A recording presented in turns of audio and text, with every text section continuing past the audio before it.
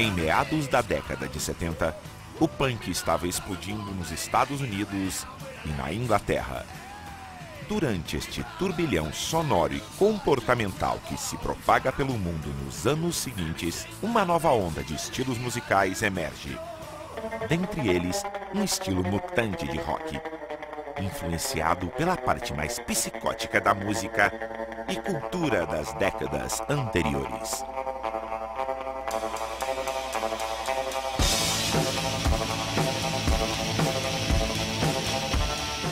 Estilo que logo viria a ser conhecido como Psychobilly.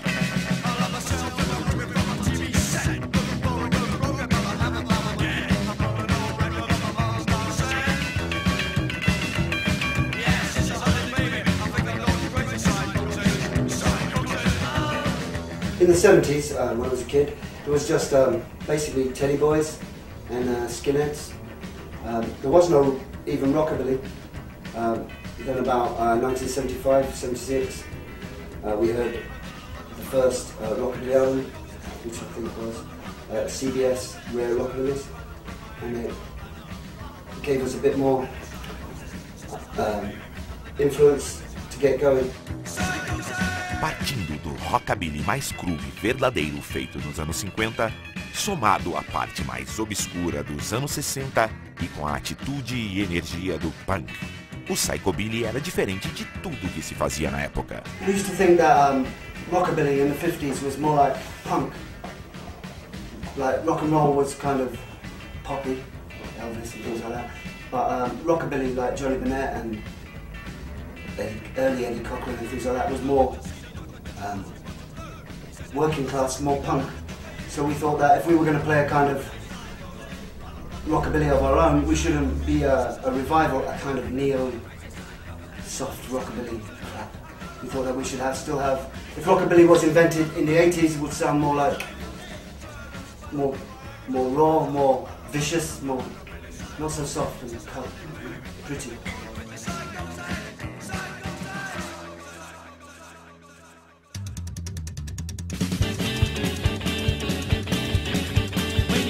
No início dos 80, surge uma cena psychobilly na Inglaterra. Surgem novas bandas, as primeiras coletâneas e o lendário Clubfoot, o templo máximo do psychobilly inglês.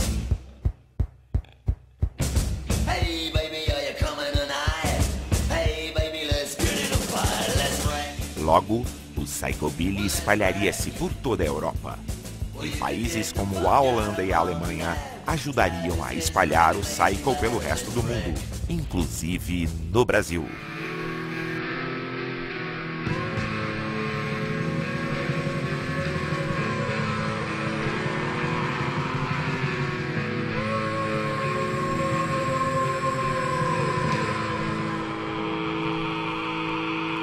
No berço da classe trabalhadora brasileira, surge em 1985 a primeira banda de Psychobilly do Brasil, Cães Vadios. Psychobilly, a primeira vez que eu ouvi falar, tá aí também, que foi a primeira vez que saiu alguma coisa aqui no Brasil, foi no jornal Folha de São Paulo, uma matéria que estava que chamava Enroqueça Seu Vocabulário. A gente veio a ter informação do Psychobilly, do Shockabilly, do Punkabilly, uma porrada de coisa. A Billy que estava rolando na Europa, Estados Unidos e tal, que era justamente o que a gente estava querendo fazer, que era uma releitura do Rockabilly. Tinha de referência, tinha Stray Cats, Psychobilly em si a gente não conhecia nada, mas já começamos a sair atrás, né? Falando, deve ser alguma coisa relacionada. Aí em cima desse nome, Stray Cats, a gente falou, pô, os caras são gatos, isso que a gente é tudo meio cachorro, dentro do boteco, tomando goró o dia inteiro lá, ensaiando música com violão, pá. Aí comecei a desenhar o cachorro e tal, aí tem que ser cães alguma coisa, cães alguma coisa. Uma colega nossa veio lá e falou, põe Vadios, vocês são tudo vagabundo mesmo, não faz porra, não só bebe, então põe Cães Vadios. Aí caiu que nem luva, né? Com letras irônicas, recheadas de sexo selvagem, pesadelos e distúrbios mentais, o Cães Vadios foi o precursor da nascente cena Psychobilly do ABC. O pessoal de várias tribos já estava se desaglutinando, né? Aí foi que juntou e aí o pessoal começou a se juntar em torno do Psychobilly, do Rockabilly Psychobilly, né? Era o som que o pessoal estava procurando, né?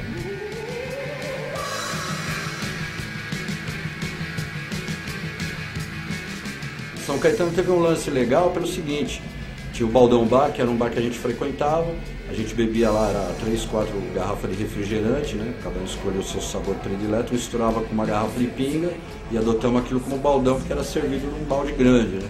E ali o que aconteceu? Era como se fosse um território neutro, né? Então, tipo, Santo André tinha rincha com São Bernardo, São Caetano com não sei quem, ou porque era punk, ou porque era isso, ou porque deixava de ser uma coisa ou outra. E naquele bar aconteceu o seguinte, vinha de tudo, né, desde punk, careca, os primeiros psychos, né, que é aquela coisa de tentar fazer um psychobilly nacional.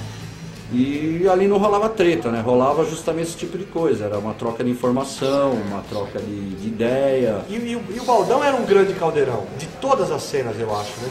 Assim, não tinha, era um lugar, o Baldão era um lugar que era um lugar onde não existia preconceito.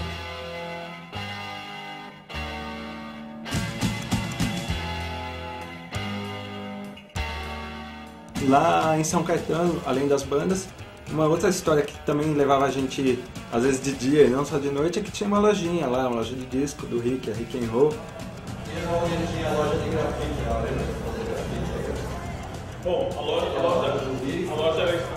era aqui. Era de frente pro lugar do cabeleireiro aqui. Tinha negócio de tatuagem. Isso aqui era lotado de gente. Os caras faziam as rodinhas, então todo mundo começava a dançar e fazendo as graças, tipo, dançando, fora os poucos, rockabilly, caramba.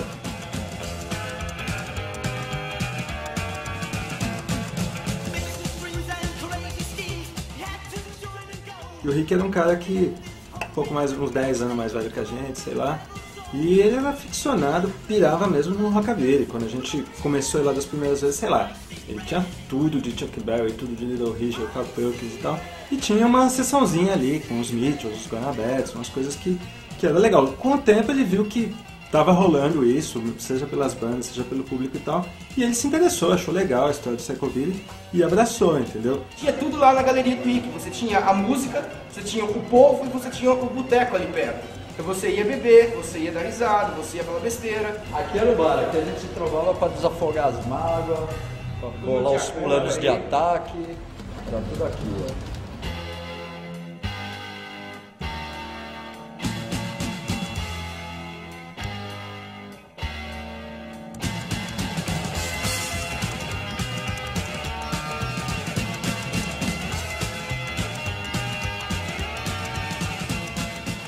se trombava na galeria, principalmente no final de semana. O que a gente gostava de catar? Pular muro de estação, lógico, para não pagar trem nenhum, juntar todo aquele pessoal com aquelas fitinhas velhas no bolso, bicho, e vai pra balada. Era um bando de moleque que tinha um monte de coisa em comum. É isso. Ou seja, tanto quem gostava mais de psychobilly gostava mais do rockabilly, dentro aqui do ABC, era um bando de moleque fudido, sem grana, que curtia a mesma coisa e que estava andando no mesmo caminho.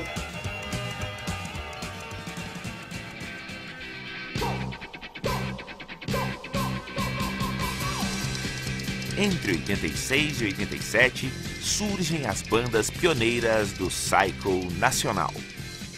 Todo mundo era filhote do Cães, porque o Cães foi a primeira que apareceu e começou a tocar no circuito todo, sabe? Onde você olhava, os caras tocaram muito.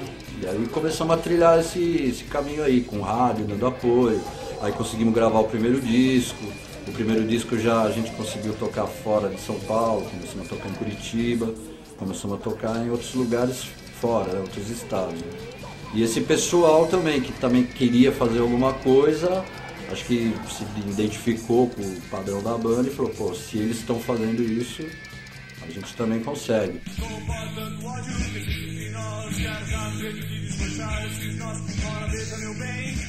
Até que um dia um retardado, um cara que chamava Ricardo, falou assim, bicho, eu quero fazer isso aí também. Eu falei, eu também, cara, vamos fazer? Ele falou, vamos. Mas como é que vai chamar a banda? Eu perguntei pra ele. Ele falou, ficou pensando assim, né? Já tinha Cães. A gente já tinha ouvido falar de Kryptonitas, que era com K também. Ele falou, Cabiles. Eu falei, legal, fechou, então vamos ser Cabiles. E aí daí surgiu uma música, 2, 3.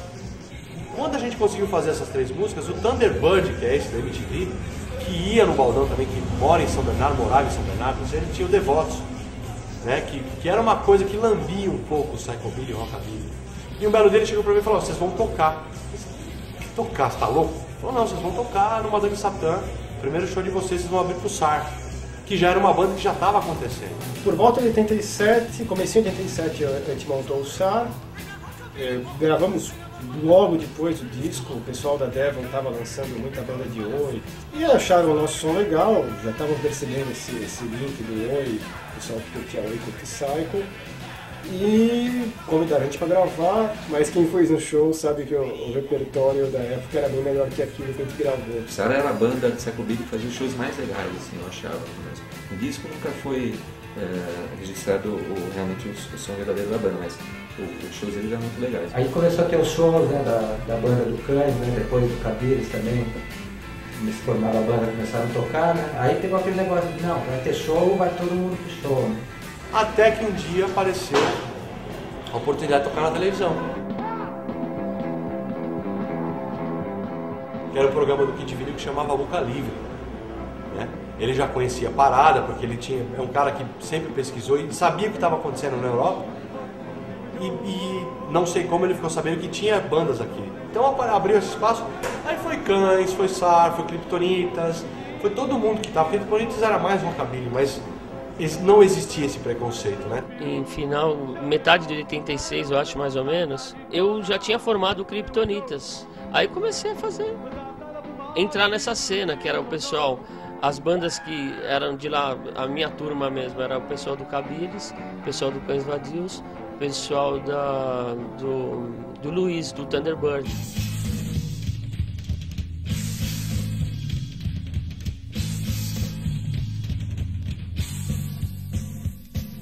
A gente já escutava algum tipo de som, Cramps, rockabilly, bastante rockabilly, Cramps também, já estava na lista, os Stray Cats, obviamente. E aí uma menina chegou de Londres, que a gente conheceu através de um camarada nosso, dos LPs de lá de Londres. E aí, a partir daí, a gente começou a escutar mesmo, pesquisar, era difícil na época, não tinha muito recurso, não tinha internet, não tinha pena nenhuma. Aí teve a cena que a gente descobriu, a cena paulista, que era bem intensa. Aqui no Rio nunca teve cena, na verdade. E em São Paulo a cena era forte. A gente foi logo, entrou em contato, foi chamado para tocar lá. Em 87 mesmo, a gente já teve no final de 87.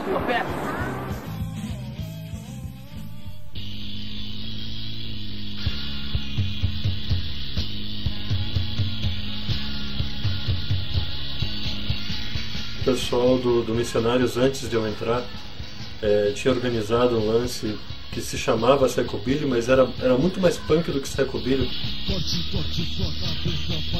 Os caras são psycho, mas eu quero uma coisa mais pro horror ainda. Então psycho junk, né, cara? Junk. E a gente bebe, eu bebo, né? Alcoólico. Os caras se cortavam no palco, o Eduardo tocava punheta enquanto cantava. Eles contratavam prostituta para tirar a roupa. Era uma mistura. O pessoal indignado, né? O lado indignado do nosso polícia, virando a cara, a gente xingando, gente aplaudindo, gente pulando. Saiu o Eduardo, que era o vocalista, porque ficou bem maluco mesmo, e eu entrei. E a gente resolveu que a gente queria ser Psychobilly. Os caras se chamavam de Psychobilly antes, mas não tinha nada de Psychobilly na história.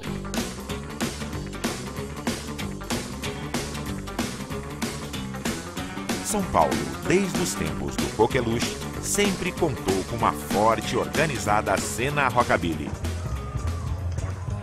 Era sábado à noite, dia de festejar. Esse revival de rockabilly já vinha desde o início da década de 80, né? Então isso já fazia parte de uma cena.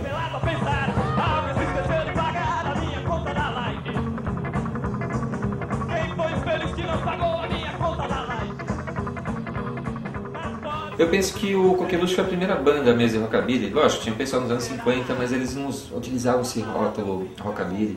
Eu acredito que o Coqueluche foi a primeira banda mesmo, rockabilly, pelo menos a mais famosa. Foi um equivalente do Stray Cats aqui no Brasil, guardadas as proporções, recursos. A banda, e principalmente o seu vocalista, Ed Ted, foram os pioneiros na divulgação do rockabilly no Brasil, dando impulso ao surgimento de uma cena local. O Coqueluche deve ter durado mais ou menos até 85, né, oficialmente, quer dizer, acho que talvez ele tenha feito alguns shows eventuais. E ele foi criando outras bandas, uma terapia e tal, e criou esse clube, né, o Clube do Rockabilly. Foi uma coisa realmente interessante, porque aí oficializaram-se reuniões, né, reuniões de rock and roll. E nessas reuniões se tocava desde anos 50, 60, até coisas mais novas, como Stray Cats, né, Rockabilly, alguma coisa de Psychobilly, Cramps, óbvio, né, Surf Music, banda de garagem dos anos 60. Eu acho que isso foi o primeiro fator aglutinador, né, como o Tony Campeiro falava que o Ed Ted era um fator que realmente aglutinava as pessoas, que reunia as pessoas, ele tinha esse dom.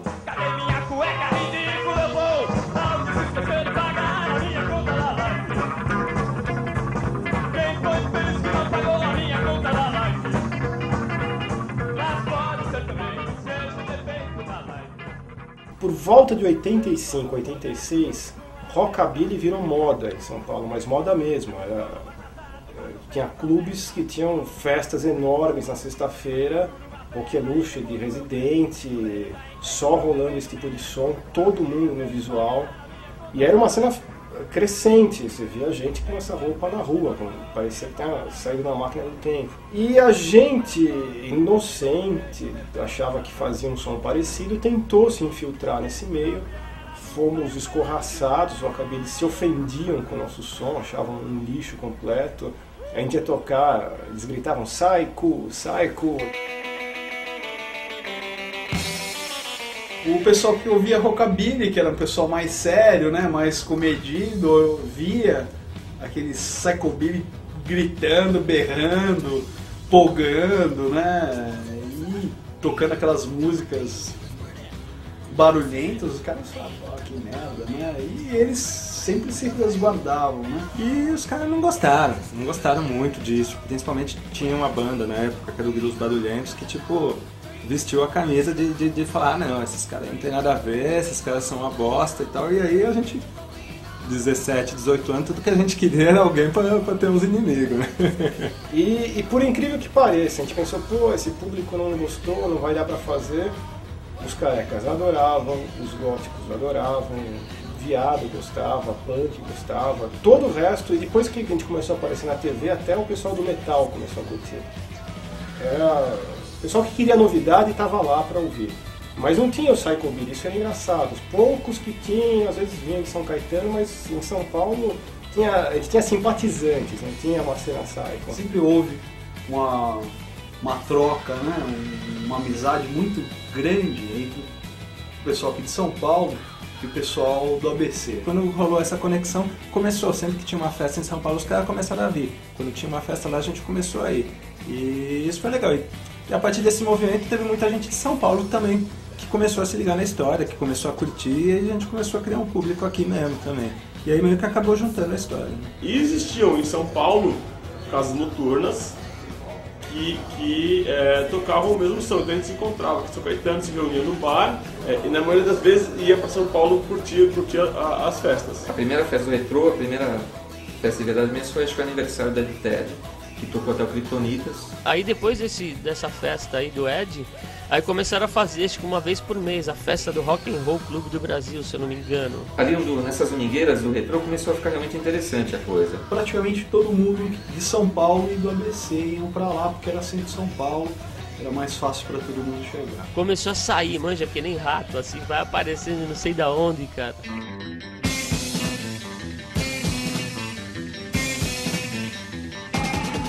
Até que veio o Bonabetes pra cá. Falei, puta, fudeu, agora fudeu. Eu com 15 anos na época, em 89. Aí meu pai falou, nesse show você vai. Aqui em São Paulo tinha o quê? 30, 40, 50 Psychobillies, não passava disso. E de repente veio um dos ícones, né? Uma das bandas ícones lá de fora.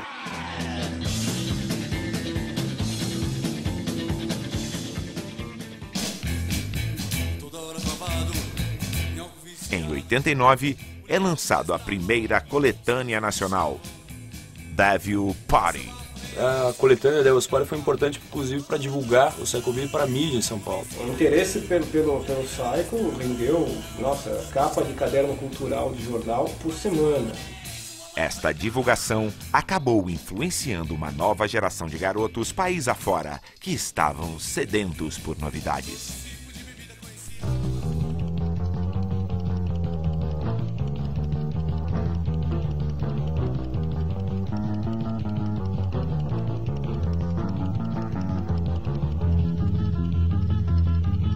Em Curitiba, um punhado de bandas psycho começam a surgir. Tava tendo esse pré-boom de bandas em Curitiba, assim, acho que tava uma coisa que tava todo mundo meio de olho, assim, a molecada tava toda indo em shows e todo mundo vendo, tinha uma coisa querendo crescer, assim, fora da coisa punk, eu digo do punk ativista, né? O pessoal começou a querer tocar um som que não tivesse nenhum tipo de engajamento, ele não tivesse nenhum tipo de mensagem política. Começaram a pipocar, assim, pessoas interessadas na mesma coisa, né? Tinha neguinho que era boy de vila, que virou psycho, teve punk que virou psycho, teve neguinho que era careca, que virou psycho. Eu e o Breno era do bairro, assim, no Boa Vista, então a gente tinha uma galera, assim, que tava sempre com a gente, armava topete e tal, saía pra beber e brigar junto, né, aquelas coisas de moleque. Aí a pesada começou a apareceu os Crocs, que depois virou Cervejas, Playmobilis, que depois não sei o que virou. Aí surgiu o Crápulas, que na época era o Dráculas Crápulas, né? A primeira banda de Psychobilly que eu vi mesmo ao vivo foi Estupro do Estupro. Tinha missionários que já estavam nessa de psycho, assim, ninguém conhecia muito bem o que era, né? Sabia que era um negócio doente. Aí começou a conhecer o pessoal, e você começa a ver que o pessoal começa a tomar gosto pelo psycho, e o pessoal começa a escutar mais e sofrer mais a influência. Depois dessas bandas, né, vieram outras bandas, que foi a piazada que tava indo no nosso show, que a gente às vezes nem fazia, não conhecia, né, não fazia ideia do que ia acontecer, que ia vir bandas que nem o Elvis Presley, puta bandas que nem o Elvis Presley, ou que nem o pessoal do Los Bandidos. E esse povo todo também é o povo que montou o que é o Psychobilly hoje em dia, né, que o Psychobilly hoje em dia aqui em Curitiba é grande pra cacete, né.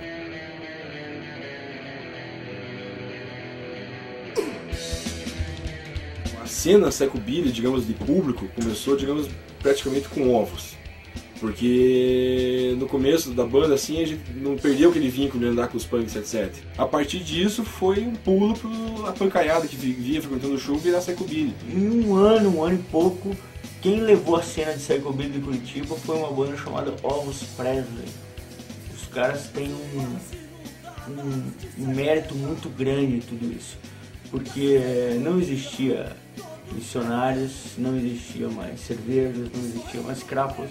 Então tudo aquilo que eles tinham visto e que fizeram eles tocar não existia mais. E os caras continuaram sozinhos, cara, levando essa história toda, até que em 97 surgiram os Cataléticos.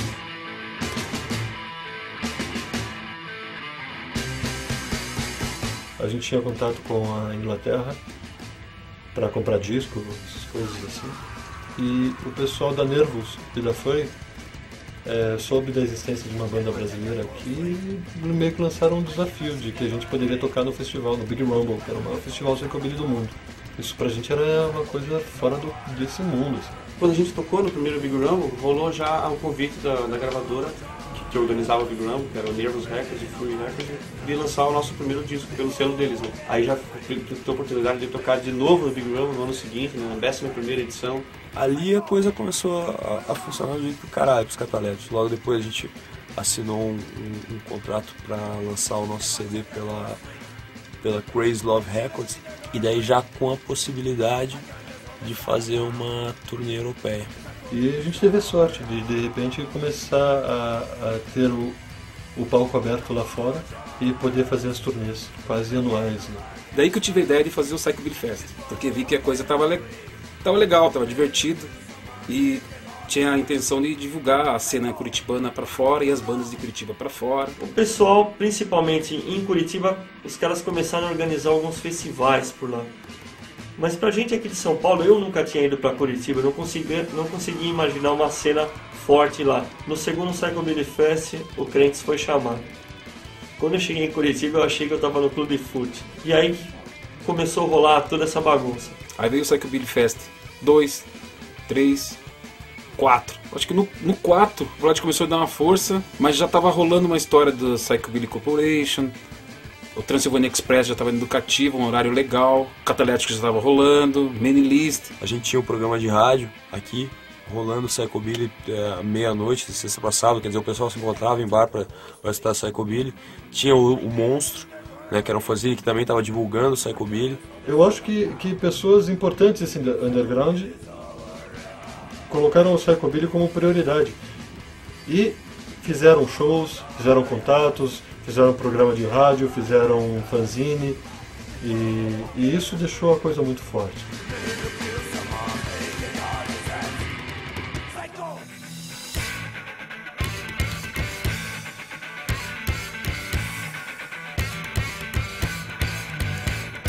Nos anos 90, o Psychobilly e o Rockabilly foram pulverizados por todo o país.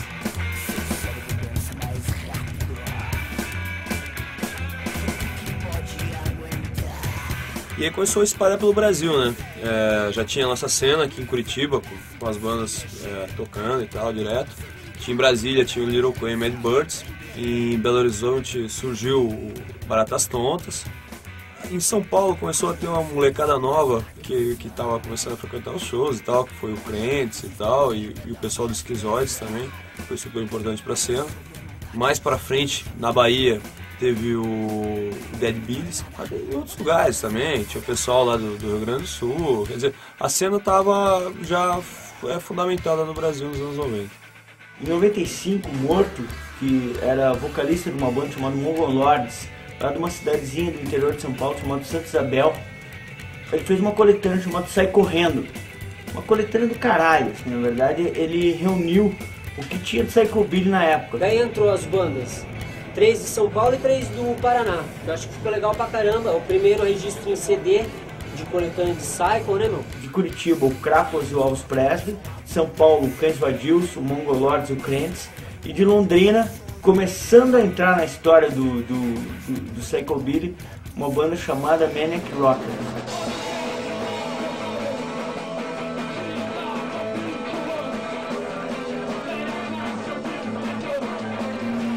Agora Psychobilly mesmo, cara, primeiro foi Maniac Rockers mesmo, assim. Os caras, a hora que falam, o que é isso, cara? Você é Maniac Rockers, mas daí é Psychobilly.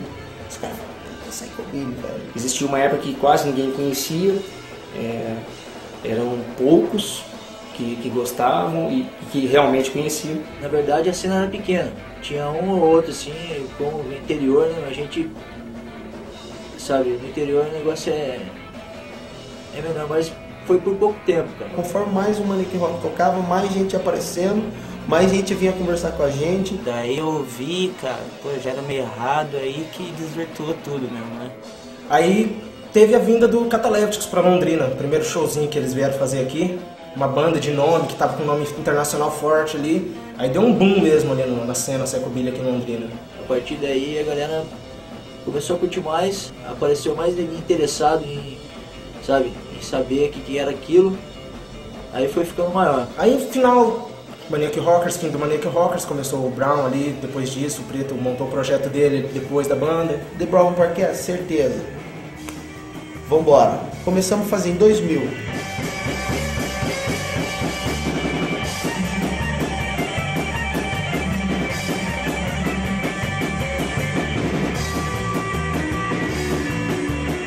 O Brown Parquets acabou influenciando bastante pessoas também nessa época, de 2000 aos tempos atuais, várias pessoas foram influenciadas ali, ouvindo o som do Brown Parquets.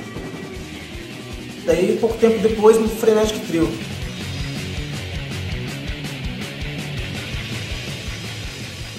Frenetic, que acabou de lançar o CDzinho deles ali pro selo alemão, levando um nome forte de Londrina pra lá também, do Brasil de Londrina, legal. O Frenetic Trio, que eu acho que é uma das melhores bandas de psychobilly do Brasil de muitos tempos, assim.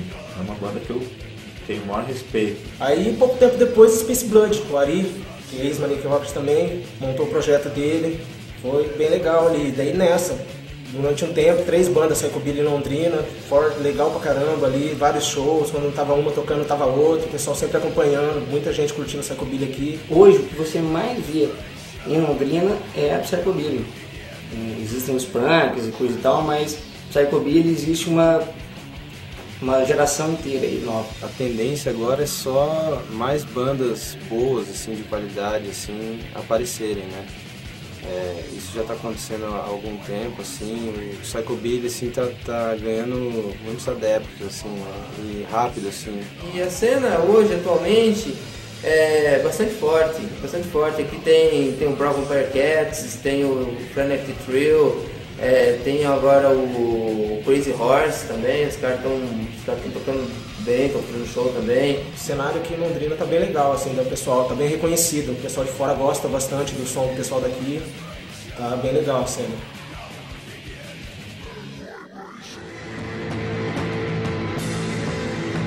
Depois de a gente ter ido pro Big Rumble, você vê que o que era o motor da cena psycho no mundo. Eram os festivais.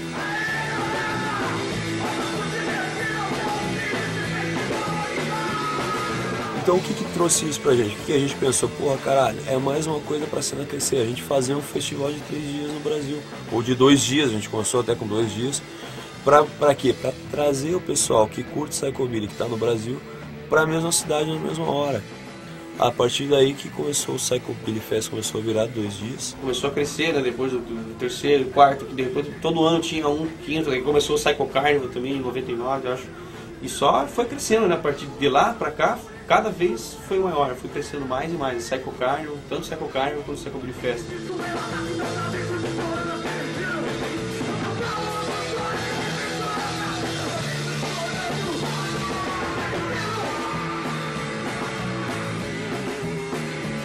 O mais legal é você ver acontecer a cena, né? Os festivais, vem galera de tudo quanto é lugar, vem gente de fora do Brasil até, o Brasil inteiro se junta, rola aquele festival, é uma coisa de outro mundo mesmo, uma coisa que a gente nunca imaginava que ia acontecer, e tá acontecendo e tá crescendo cada vez mais banda vindo e tomara que só continue, né? Os anos 80 é legal pra caramba, mas o psychobilly acho que tá pegando hoje, entendeu? Que as bandas gringas já estão baixando por aqui, tem mais estrutura, mais informação, Catalépticos conseguiu espalhar o som na Europa, tocou na Califórnia, isso é legal pra caramba. Aí começou a vir as bandas de fora, né? Como o Cenobites, que veio 2, 3 vezes já, Chibuco também, veio 2 vezes. Aí depois veio o Monsters, Smoking Revolvers, uma banda da Califórnia mais nova também, mas veio também do Chile lá, o Surfing Caramba. foi só crescendo, né? Até hoje. Agora o Mitchell vai tocar aqui, né? Pela primeira vez no Brasil. Isso é uma coisa histórica mesmo para o psychobilly nacional, assim. Eu acho que tá só crescendo e eu acho que vai crescer cada vez mais, assim.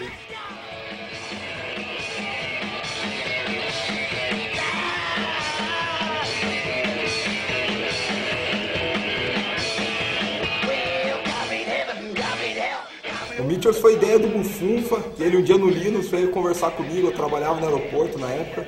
Daí deu o meio do ano, eu peguei e fui demitido, catei todo o dinheiro da minha rescisão, peguei e falei, ó, vai vir, esse dinheiro vai ser pro Mitchellzinho. Alguém tinha que trazer, daí eu aqui.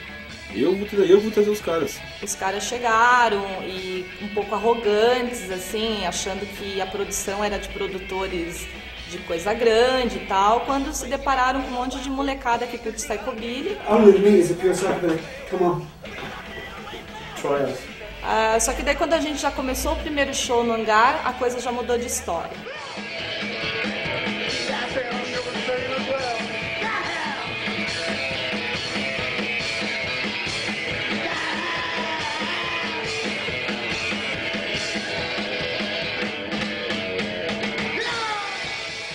We're here for your heart and soul.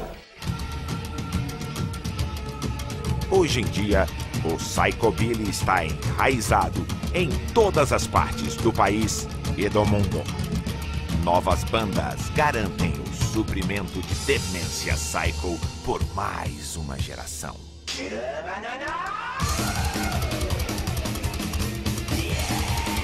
O psychobilly evoluiu muito, né?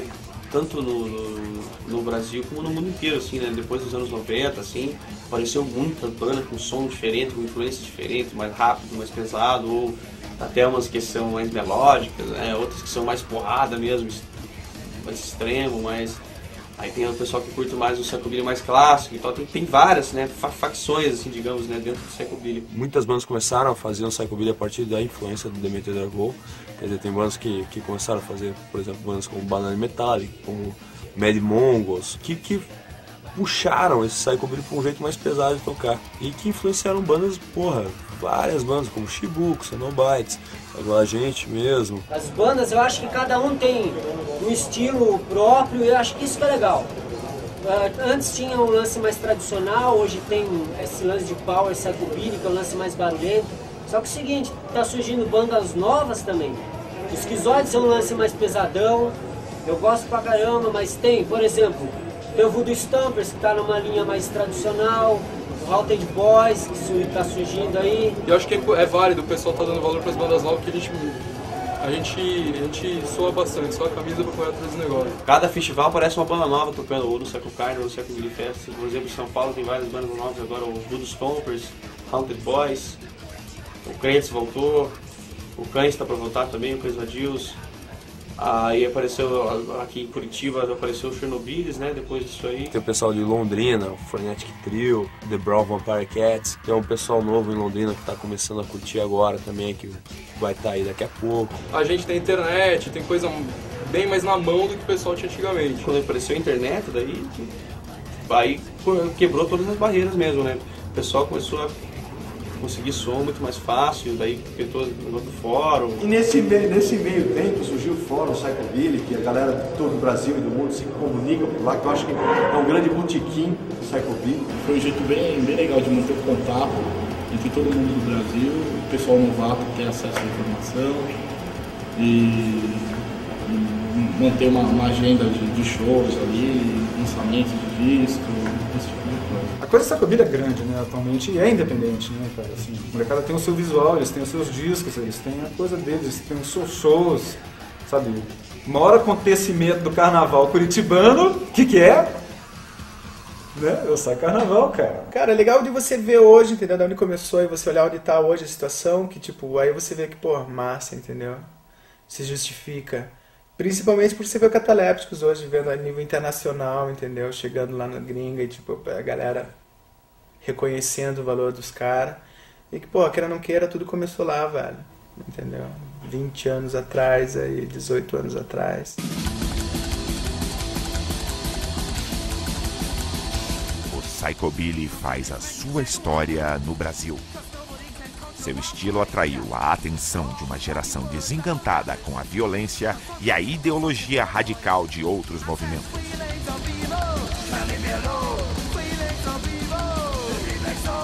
Passados 20 anos desde o começo, esta mesma garotada continua na ativa.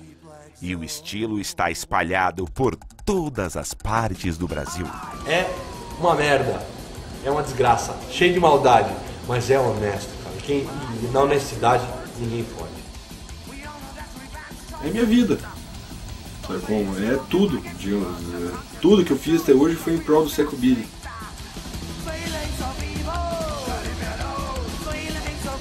Pô, isso aí é a minha vida, cara. Não quero ver outra coisa, é o que eu sou. I am a fucking psychobilly. Full stop. I don't care about anything else but the Meteors and this, you know?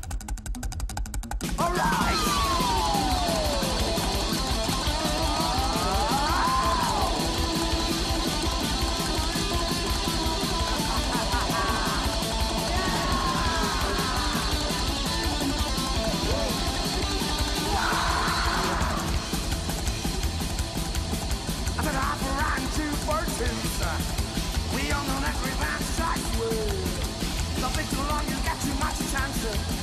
Just do it, cause feelings cannot see. Alright, feelings of evil. Leave me alone. Feelings of evil. Take me so. Feelings of evil. No more control. Feelings of evil. Slide into the deep black zone.